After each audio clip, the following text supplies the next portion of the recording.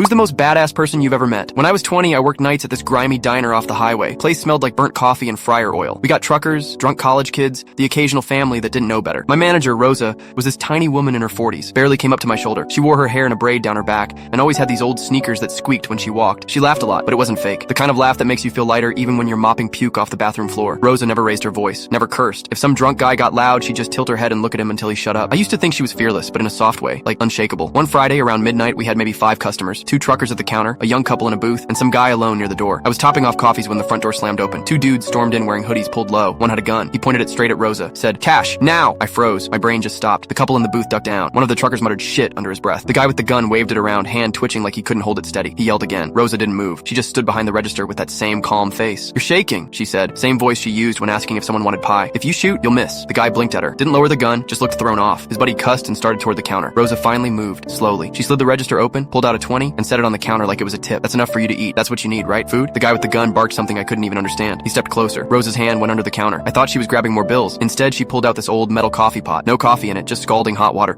She flung it at his face so fast I didn't even see her arm move. He screamed, gun clattering to the floor. Before I could even process, Rosa vaulted the counter. Not stumbled, not climbed, vaulted. She kicked the gun away, grabbed the guy's wrist, and twisted until he dropped on his knees howling. His friend tried to rush her, but one of the truckers stood up and smashed a plate over his head. Rosa had the gunman face down on the greasy tiles with her knee in his back, calm as ever. "Call the cops," she told me, like she was asking me to refill ketchup bottles. I was shaking so bad I almost dropped the phone. When the cops showed up, they looked at Rosa like she was some kind of miracle. They asked how she knew to do that. She shrugged and said, "I used to cook for a shelter. Women came in beat to hell. Somebody had to teach them how not to get beat again." That was it. She didn't brag, didn't smile, just went back behind the counter, washed her hands, and started cracking eggs like nothing happened. The gunman was still screaming, face blistered, wrists bent weird. His buddy was knocked out cold in a booth. The truckers were laughing like it was the best show they'd seen all year. And Rosa, she just wiped the counter, poured fresh coffee, and said, "Don't forget their toast."